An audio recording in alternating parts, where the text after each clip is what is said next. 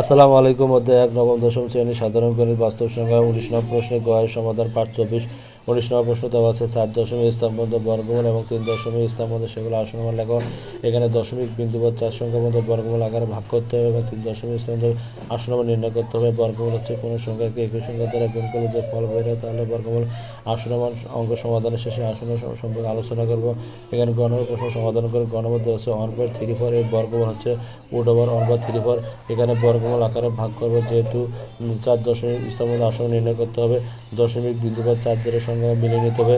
15 minute দেওয়া আছে, 15 minute কারণে আমরা 3 4 এবং 4 জেরের সঙ্গে মিলিয়ে নেব, অর্থাৎ 3 4 অর্থাৎ ডান দিক থেকে আমরা বাম দিকে আমরা জোড়া অঙ্ক মিলিয়ে নিলাম। এখন বর্গমূল আকারে ভাগ করবো। 1 দিয়ে 1 গুণ করলে 1 1 একবার ভাগ যায়, এই দশমিক এখানে গেল, এখানে 1/2 বসবে, এখানে 1 বসবে, 1 এখানে বসাইতে হবে। 21 দিয়ে 1 গুণ করলে 21 21, 34 থেকে 21 বাদ দিলে 13। এখানে দশমিক উপর থেকে এক জোড়ের সঙ্গে বসাইলাম, এখানে 1/2, এখানে যা বসাবো ভাগফল তাই এখানে বসাইতে হবে। 5 বসাবো, 5 দিয়ে 5 225 গুণ করলে তাহলে 1125, অর্থাৎ 1334 থেকে 1125 বাদ দিলে 209। উপর থেকে এক জোড়া সংখ্যা নামিয়ে নিলাম, অর্থাৎ 3। এখানে স্থানীয় মান নির্ণয় করবো, অর্থাৎ 2 বসলো। এখানে স্থানীয় মান 5 এখানে 5 2 × 20 অর্থাৎ 20। এখানে 5 × 10, 10 আর 20 যোগ করলে 30 হয়, 30 বসালাম। এখানে 9 বার যায়, 9 দিয়ে 2309, 9 দিয়ে ভাগ করলে আসে হলো 20,881।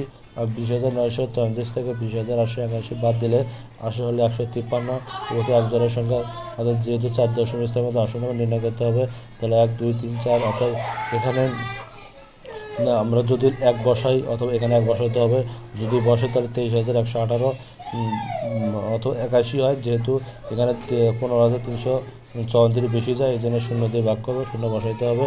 0 বসে 23,180, 15 দিয়ে গুণ ভাগ যায়, অর্থাৎ এখানে আমি দশমিক বিন্দু বা 4 যেটা অঙ্ক সংখ্যা, যেহেতু অঙ্ক সংখ্যা আছে, তাহলে আমরা অঙ্ক 4 দশমিক স্থানের মধ্যে বর্গমূল নির্ণয় করবো 1.590। 3 দশমিক স্থানের আসন্ন মান 1.59, অর্থাৎ দশমিক বিন্দু বা 3টা সংখ্যা আছে, 3টার সংখ্যা নেব। যদি দশমিক বিন্দুর পরে 3 সংখ্যার পরে যদি 5 থাকে তাহলে আমরা 1 যোগ মিলিয়ে নেব, অর্থাৎ যেহেতু 0 আছে আসন্ন মান এখানে যোগ যুক্ত হলো না, এখানে 9 নিয়ে বসবো, অর্থাৎ নির্ণয় বর্গমূল 1.590, 1.59 আসন্ন।